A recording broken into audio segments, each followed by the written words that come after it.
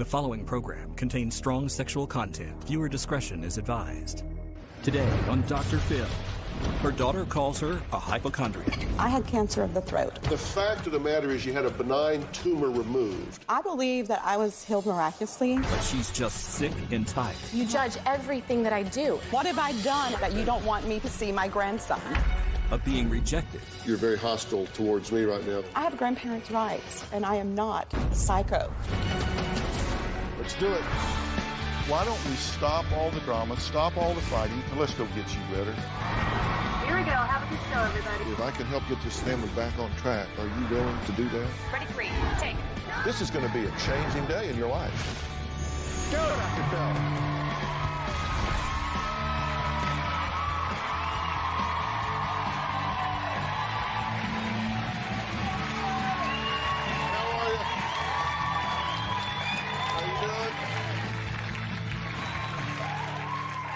All right, now I need to tell you that today, this woman is being accused of being a narcissist, a hypochondriac, a drama queen, and a liar.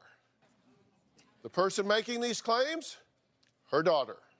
Now, Leah says that her mother, Dora, is notorious for creating chaos and playing the victim in every situation. Obviously, Dora vehemently disagrees. Take a look. In the past, my mom has been very selfish with her life. She's gone back and forth with my dad at least 20 times. She's moved us into different states, all at the cost of being with my dad. There was a rock and a hard place because the kids wanted him back in there. Dad was the one that was the yes man. I was the only disciplinarian in their life, and they looked at it as nothing but a controlling, psycho, Jesus freak mom. My mother is the narcissist and only thinks about herself. My daughter Leah looks down on me because I currently don't have a job because of my health issues. My mom is a hypochondriac, always in and out of the hospital, and always posting Facebook statuses about her new illnesses. It's just the pain. Sorry. When my grandfather died, my cousin emailed to let us know when and where the funeral was going to be, and my mom's response was that she didn't have a voice and she was very sick and we should all pray for her. I'm sick because I'm rejected by my own children, and that depression is brought on by the severe broken heart, and that adds to a lot of other problems that I have. I had actually a tumor that was growing on my throat. My mom says it was cancerous, and when they removed it, the cancer was miraculously gone, and it was a miracle. I am a cancer survivor. My mom pretends to have all these illnesses so people will feel sorry for her. I feel like I am a monster sometimes when she says stuff like that to me, and it's like, what have I done? Okay, are you being mischaracterized here? I do believe so. What is she saying that is untrue about you? The hypochondriac. I do have a lot of health issues. What do you mean when you say hypochondriac? I define it as ailments that I have because of my fibromyalgia and the problems that I have because of colon issues. I have diverticulitis. I have hiatal hernia. I have esophageal spasms, things that cause me to throw up when I can't even get a nausea feeling. Okay, this is way more information than I was looking for. TMI, sorry. The way I define hypochondria, just so we're clear for everybody, is that it is a pervasive, irrational belief that often vague physical symptoms are a sign of a physical illness despite the absence of supporting evidence. And the person is unable to control the worry, the fear and anxiety, and they constantly seek reassurance for it. That's what hypochondriasis is. That's not me, because I have all the medical records to prove that I have these conditions. You think she's a hypochondriac? I do. Do you define it the way I define it? I define it the way you define it. Okay, so you think she makes all this stuff up? Growing up, it was always in and out of the emergency room, always complaining about something and being sent home because there was nothing wrong. Is that true? I don't remember that. If I was there, it was because of, no, it was because of gastro pain, something that was doubling me over. I've had gallbladder surgery. I've had that removed. I've had lots of problems with fibroids with my Okay, female okay, organs. Okay. I've had a total hysterectomy, Yeah, so I okay, don't deal with that okay, anymore. okay. Did you have cancer? I had cancer of the throat. I have the scar here that you can see. Yeah. They went in and removed it after they told me that the biopsy said it was cancerous. Okay, so you had cancer, then they took it out and it They wasn't took it cancerous? out, and actually he stood at the foot of my bed and he said, I don't know what happened here, but we just came back from the lab with the freeze test, and this tumor that we removed does not have cancer cells in it anymore. And he said anymore because whenever he first did the biopsy and told me because of the cancerous cells, we were going to remove it. Okay. And of course I was glad because it was a big lump over here. So they said you had cancer, then when they took it out, it wasn't cancerous? That's correct. So you think something happened between the biopsy and the removal that it just went away? I believe that I was healed miraculously because even the first grade students that I was teaching at the time would come and pray for me. What do you think? I don't think it was cancer. I think science says you did not have cancer. Okay, well, Leah claims Dora is in constant need of sympathy and attention. And here's a look at some of the Facebook posts that Dora has made in the past month and a half. February 20, excessive sweating causes makeup to pour off. No answer from doc as to why it happens. Probably from the pain, joint, muscles, colon, etc. February 13th, 3 meals down, 3 meals up. It's February 10th, got to lay down. Only way to keep anything down these days. February 10th, seeing my GI on the 27th seems so far away. January 26th, got to suffer downstairs air and get on with it. Once puking stops, that is. So tired of being sick. January 26th, neighbors should be able to smoke in own place without affecting me and my child. We both have asthma. January 25th, up puking from smoke coming from ductwork. January 24th, gagging, sitting in my little office space. I have asthma and neighbors are smoking. January 21st. I mean, it goes on and on. That seems... And these are all things that I have been diagnosed with. But it seems kind of exhibitionistic to just be talking about it on Facebook. Why would you feel the need to do that?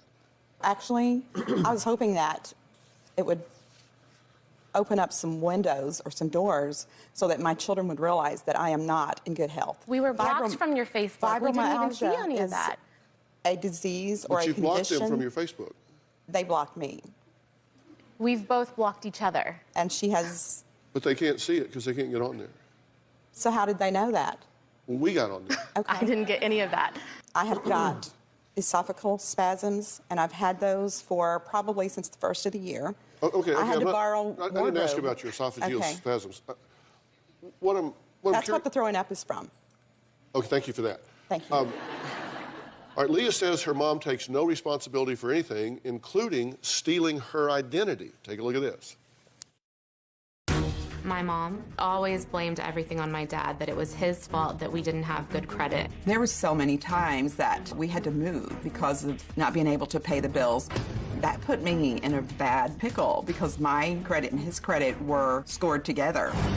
Because of her bad credit, when she needed a new place and electricity and a phone, she would put them in mine and my sister's name. My mom also had $5,000 on the credit card in my name. My credit was so bad when I got older, I was denied a car. I feel like I am blamed for the turmoil that Leah has said was her childhood, and all of this wasn't my fault. So what do you want to say to your mother about that? She says all of this wasn't What's her the fault. 5,000 about? I have no clue what that is. Did you take your daughter's identity? No. You Never. You didn't use your daughter's identity at any point in time? I never took her identity. Did you use her name? I used her name and her social whenever we were out in the boondocks and could not get any kind of connection or could reach anybody. It was a telephone that was hooked up. That was never paid, and it hurt my credit I because it understand wasn't that. paid. I understand that, and I'm For really 7 sorry years. that was not 7 years. taken care I of. could not get a credit card. My husband had to put everything in his name. I'm just curious if you have any ownership for any problems in this relationship at all. And Do I if have so, what are ownership they? for Huh? them? Yeah. I'm not perfect. I've made mistakes. What would those be? Probably marrying the wrong person, One would be marrying the wrong person. What would be the second one? making decisions to have access to a telephone whenever I couldn't pay for it myself. And I've already apologized to her for that, and I'm really sorry that That was the choice I had to make for us to have a connection to the outside world. Well, you're really justifying that, not apologizing for it. Well, now I'm apologizing that I had to do that. But that's really justifying it. Okay, Leah says Dora nearly ruined her wedding. We're going to hear what Dora has to say next. Plus, we're going to meet Leah's dad, who Dora blames for causing the drama. And you may be surprised that she's got some points here that she makes about that are justifiable. We'll talk about that when we come back.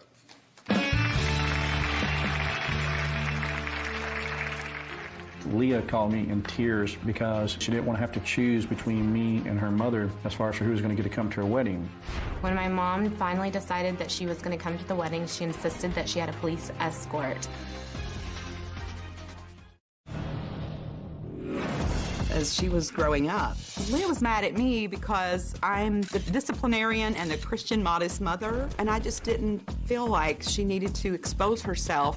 You know me, I have the big stuff too. The girls always stay in their harness, but to be hanging out and sitting across the table from her dad, and I'm like, oh my God, looks like you've shoved a kid down your shirt. The butt's hanging out. Sorry, that was detailed. Really? How about you just put on a T-shirt when you come and hang out with the family, because you know that that's going to offend me, and I think you're doing it on purpose.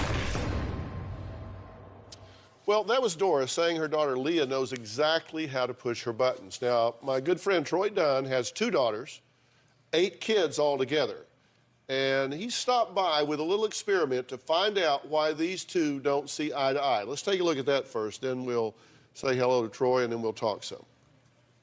I'm going to say a word. I'm going to give you 4 possible answers.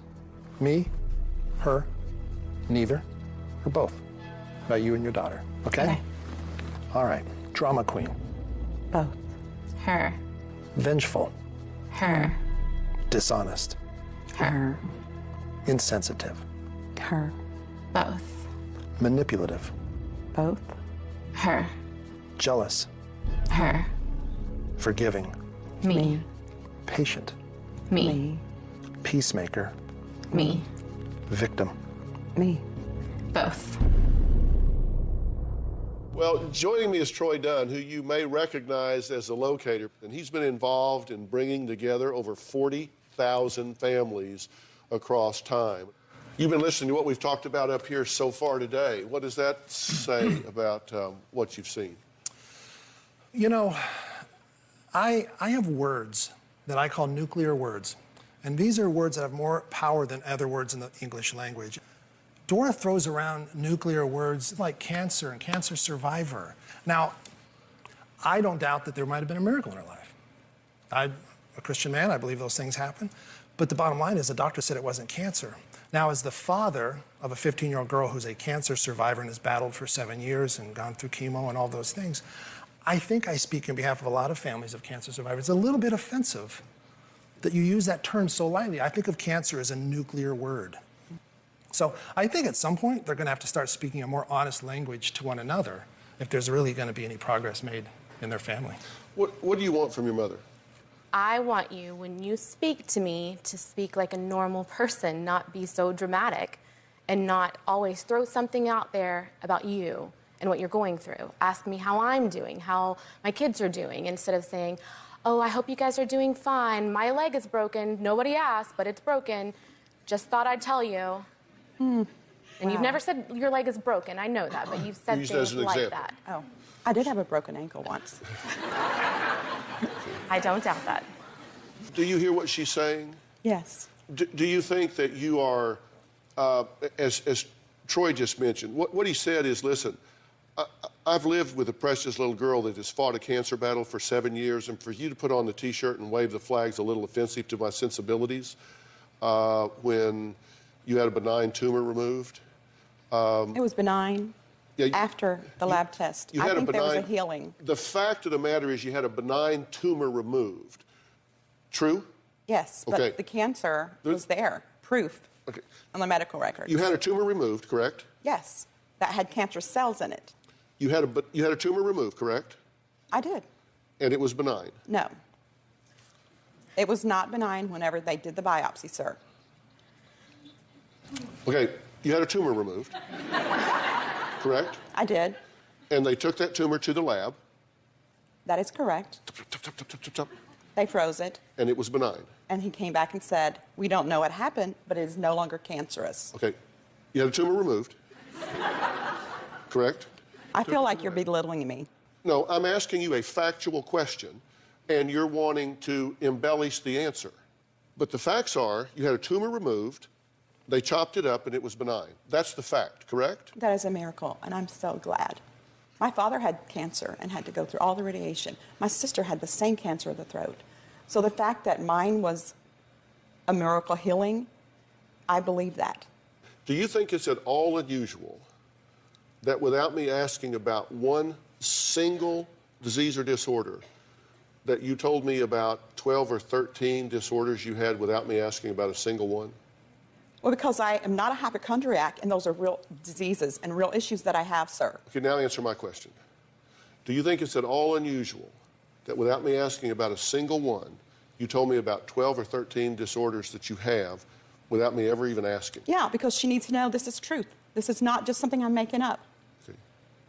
I did tell you. Now answer my I did tell question. you that. Do you think that's at all unusual? It may be unusual for you, but I needed to get the facts out. Okay. I've been in a hospital for, several times, and not once have they called and asked me how I'm doing, my mother went through severe colon surgeries, and guess who was right beside her holding her hand? You. Because she could have died. She was on the verge of dying. You're always on the verge of dying. I'm not. My mother was on the verge of dying. I can't be there every week at the hospital. All right, Leah says eating her wedding day had to be all about her mom. Let's hear what she says. I'm not saying I agree with her. I'm just telling you what she says. Take a look.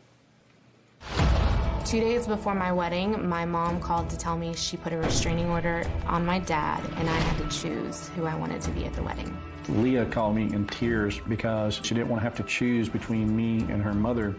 Before the wedding, I got this very vicious, couldn't read it without cringing email from Leah's husband-to-be saying, if you don't come to the wedding, this will be the breaking point.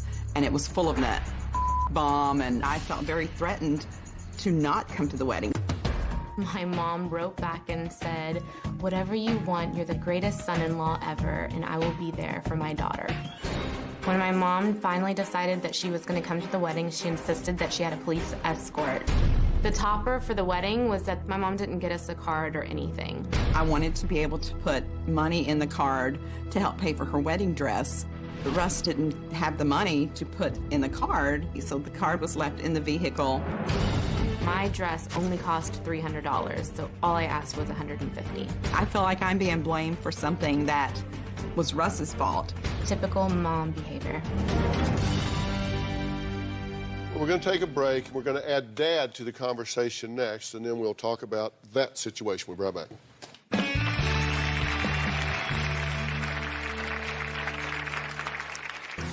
You know that your mother has made some very serious accusations and claims about abuse from your father. I've never seen my dad do anything to my mom, ever. When you mention abuse to Leah, she probably is thinking physical abuse, obvious verbal abuse, but she doesn't know the whole story.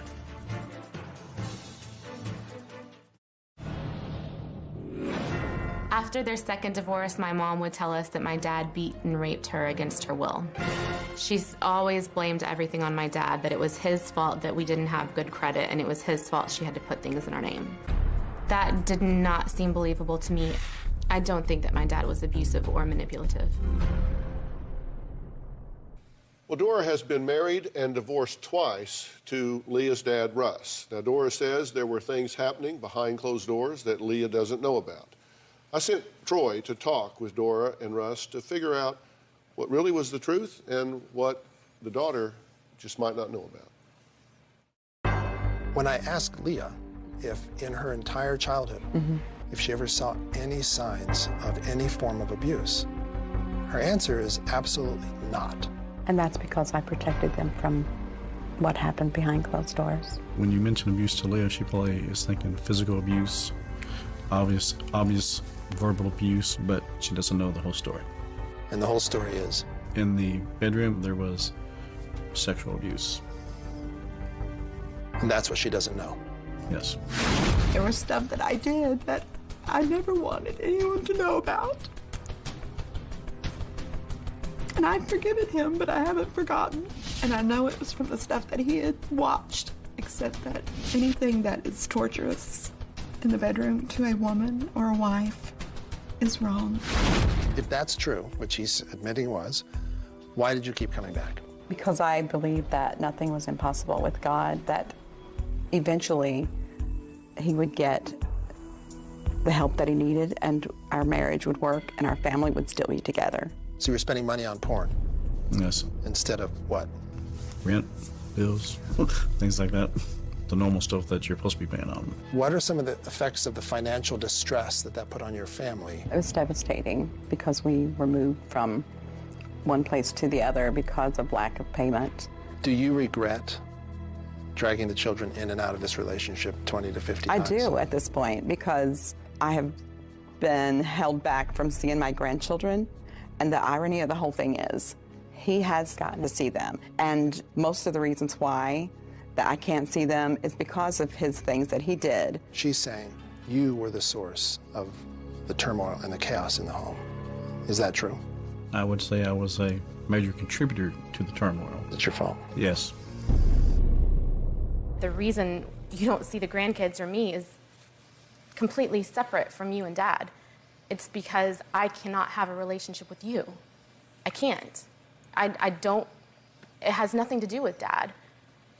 I don't look at Dad and say, you know, he's my favorite, I'm gonna choose him over my mom. I know you both have your issues, and you've both done things that most parents would never do to their kids growing up or put them through, but I just think that it's weird that I can still have some sort of a relationship with Dad and not you. So do I. So why can't we have a relationship? Because Dad has never thrown things in my face. He's never judged me for anything that I've done growing up. He's always had my back, and you have not. You judge everything that I do, everything. So that's why you keep me from seeing my grandkids? I don't keep you from seeing them. Yes. Yes, No. you live only 3 hours away. And Same you said to you. to me, You live only 3 hours three away. hours away. Why haven't you came to see me? I Yeah. have attempted in the past. To come to my house? I've lived I don't there wanna 3 come to your years and house. I've never seen you come I don't want want to come to your house. Why? Because if you want to see my kids, you can drive the 3 hours. I'm a grandmother, and I can't see my babies because you hold things against me. I have let Gabriel come stay with you. Why When have he you was stopped? first born, I let him stay with you for Why have you weekends at a time. stopped? Well, because you took him to the emergency room because he had a cough. And I got stuck with the bill. That's not true. That is true. He had to have a breathing treatment because he could not breathe. No, he And had for me to allergies, take and I him? told you that before you kept But him. an allergy, I said, you don't have a fever with an allergy, sweetheart. He didn't have a fever. He had a high fever, Can I and step they in gave for a him second? meds to bring the fever down. Sorry. You have no ownership and no insight into the imbalance of this relationship at all. And you can't change what you don't acknowledge. My hope is to change this interplay so you become an active force in your grandchildren's lives. I want you back in your daughter's life. I want you in your grandchildren's lives. But you are unwilling to take any ownership Of what? of your behavior in your relationship dynamic with her. You are a right fighter, and so you would rather be right than happy. And I'm trying to get you to have some insight and change that. Whatever the why is, I can tell you what you need to do to change this dynamic. And if you'll do it, then it will change. Now, Leah might be in for another surprise when Troy reveals what he discovered during his sit-down with her parents next. We'll be right back.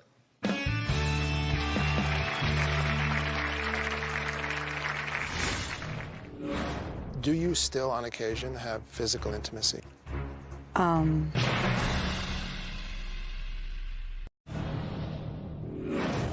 You two are not married. No. Do you still, on occasion, have physical intimacy? Yes. You do. Do you think the kids know that? I had mentioned to Leo one time, a long time ago, that we did, but just on the one occasion. No. Is he still sexually abusing you? No. So there is now intimacy between the two of you. One time. One time. Is that your answer? Well, it's been more than once. Well, Leah just found out today that her dad sexually abused her mom. even though they are divorced for the second time, they also just revealed to Troy that they're still sleeping together. Now, Leah is at a loss. Excuse me, Dr. Phil? Yeah. Well, sleeping together, I use that term as somebody that's, on a constant basis, sleeping with someone. We do maintain separate residencies. There have been times just when we have gotten together, but I don't think we would use the term sleeping together.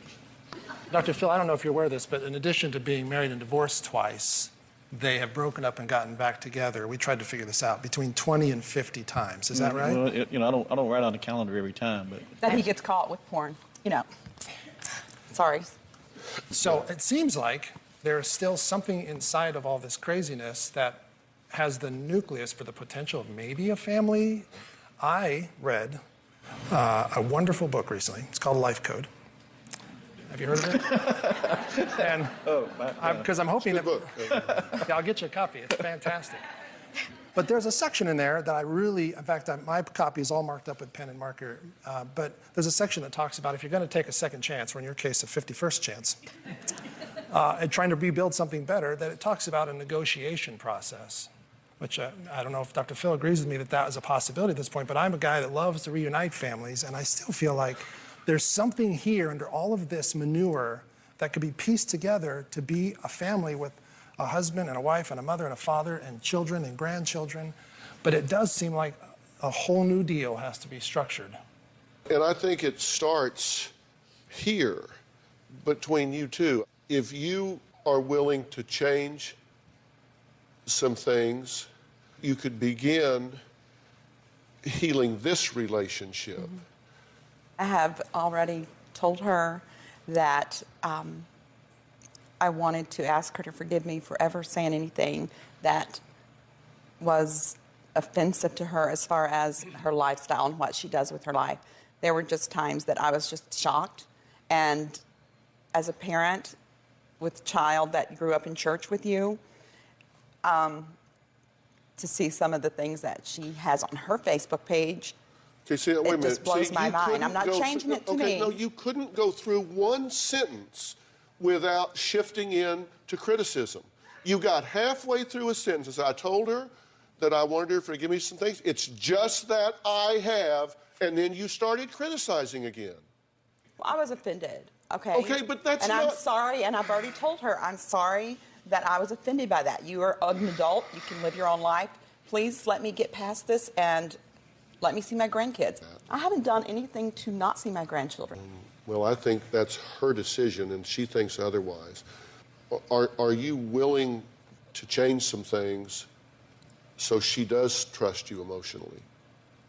If I were to get you some help with that, would you take that help? Sure. I'm seeking counsel now. Do those counselors talk to you about what you can do to heal this relationship? Do they talk to me? Yes. They know that I can't see my grandkids. They don't know why. I don't know why. They don't know why? They don't have any clue about as to why? No. Okay, we might want to get somebody else to come in with a fresh perspective.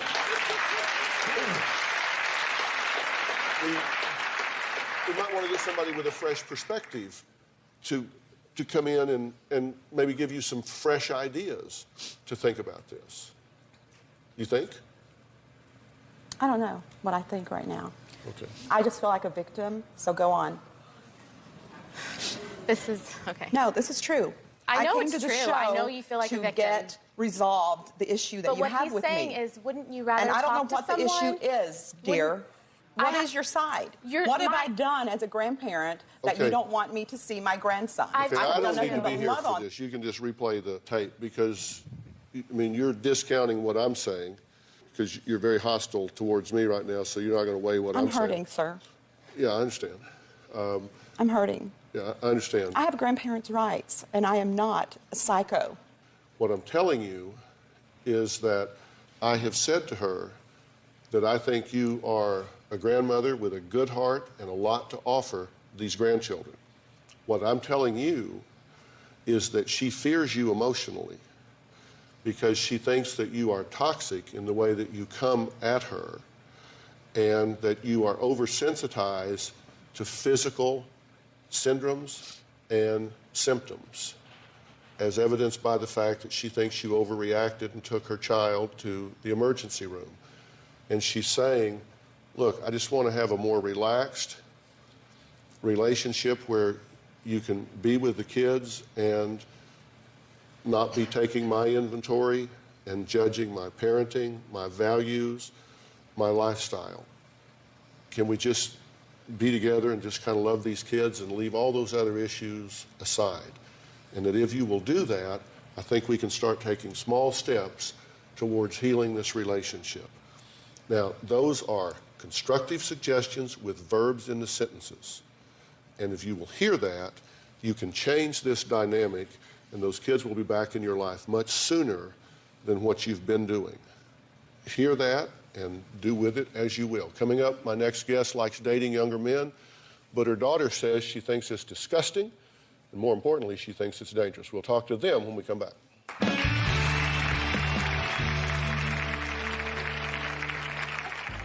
I'm at the age where I'm going to get what I want now. My mother has had a different guy Monday through Friday. It takes a 20 or 30-year-old to be with me because I have high sexual drive.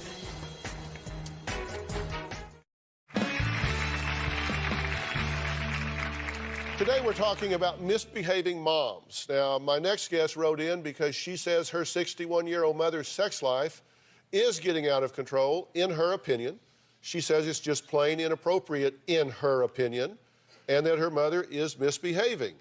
So we'll see what Mom thinks about all of this. Take a look. My 61-year-old mother is a slut. I'm at the age where I'm going to get what I want now. When I meet a man on the internet, it's usually a hookup. My mother has had a different guy Monday through Friday.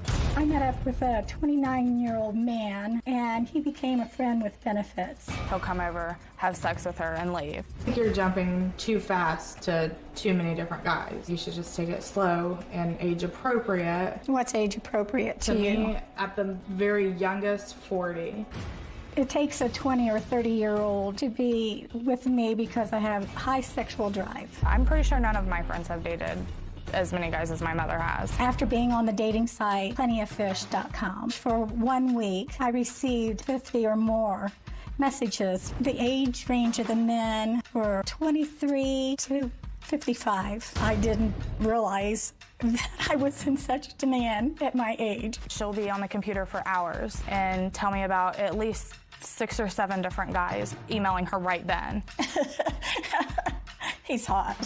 When I met a 19-year-old on the internet for our hookup, I knew I wasn't going to do that again. He was really inexperienced. The 19-year-old is 3 years older than her oldest grandchild. I'm not looking for that, but I wouldn't turn it away either. Okay, so you're how old? You don't mind saying, right? 61. You're 61. Yes. So we're about the same age. Yes, we are. But I'm just way too old for you, right? So You are. So you say that someone my age just could not keep up. Right. From my experience. From your experience. So how old are you, Troy? Well, I'm 45. So he would be too old. No, not necessarily. I have a son who's 23. Is that better? So you think this is just over the top? Yeah. And what's your fear? She's gonna get hurt. So she says that sometimes it's a different guy every night? No, that's not true. Well, That's that's not what my understanding. Yeah. That's from what I'm hearing, is it's a different guy every night. So sometimes 2 or 3 a week? Maybe 2. Once. There was 2 guys back to back. One night, and the next night. Okay, just 2 nights in a row. Exactly. Right. Can I ask a question? Yeah, sure. How is it you know so much about your mom's sex life? She'll tell me. So you get details about this? I've not specific details. Like one night she had somebody over and she came over a couple days later and she told me, look at me, I'm still tired and I have bruises and... Oh my gosh. Okay, how many times have you gone to bed with them the first time you actually met? Just once. The 19-year-old. 19. 19. How many times did you meet him? Once. Okay, the guy that came down from upstate, how many times did you meet him? Once. Okay, there's 2. How many come back for a second? Hookup is what I call it. Okay, a second hookup. There, I've only had 2 different gentlemen that do that. Out of how many? Out of how many? I've never kept a log or anything. Well, if you don't know how many, that answers the question. Do these take place at your house or their house or hotels? It's usually at my place. So you meet a man online. You're bringing them to your house? Not all of them, no. Most of them, that first week I was on, I met 5 different guys. I met them all at public places. You bring them home to your house?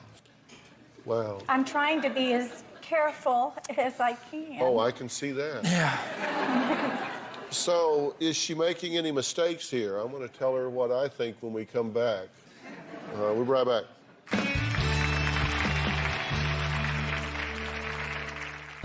I thought my mom hit 60 and all of a sudden decided to be a wild child, but I'm finding out that it's been happening since she was a lot younger. I've heard stories about how you used to go out and party. It seems like hooking up with men is nothing new to her, but it's definitely new to me. A lot of people are looking for love online, but sometimes it can be dangerous. It might not always be the best idea to go back to someone's apartment right away unless you really know them. A man who met women on the dating website Christian Mingle is now accused of rape. A Pacific Palisades man entered a no-contest plea today to sexually assaulting a woman he met on Match.com. She says she was raped by a sexual predator. West Hartford police investigating a sexual assault. They say it all began with a dating website, plentyoffish.com. Police say this is a warning, though, about what can happen when you grow to trust someone you just met. Well, Carrie is here with her mom, Paula. She says she's worried that Paula isn't safe enough when it comes to meeting men online. So I'm worried about a couple of things with you. One, emotional. Are you interested in any kind of relationship long term? That's what yes, absolutely. That was my whole thing about getting on Plenty of Fish. You wanted a long-term Yes, relationship? yes. And you realize that the aging curve between 30 and 40 is pretty flat. The aging curve between 60 and 70 is not flat. It's accelerating. So the chance of you finding someone with whom you're compatible is pretty low if there's a big age difference when you're on the older end. Do you get that? I do. So you're going to go through all of this, and at the end, you're probably not going to have what you're looking for. And taking these guys home, because you said, and I wrote this down as a quote, I generally prefer to let men come to my house to hook up because I feel safer and I have more control. Mm-hmm. Okay, let's see what we know about that. Okay, they now know where you live, Mm-hmm. so they can come back there anytime. You don't know when that might be. You've put your safe place in this world in their knowledge base. That's not a good idea. Don't be dumb about this. Be smart about this. Your daughter's concerned about you. You need to be smart about this. You're putting yourself at risk. Just be careful here. That's all I'm saying. Just be careful emotionally and be careful physically. People are getting killed every day. And there's nothing wrong with internet dating. There's really not. I think it's a very efficient way to meet people if you take the right guidelines. You follow the right guidelines and right precautions. And I'm going to put a list of those things on drphil.com. We'll be right back.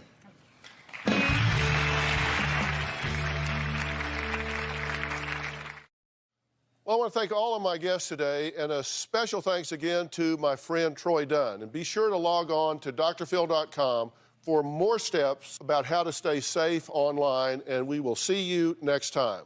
Thanks so much for being here today. So long.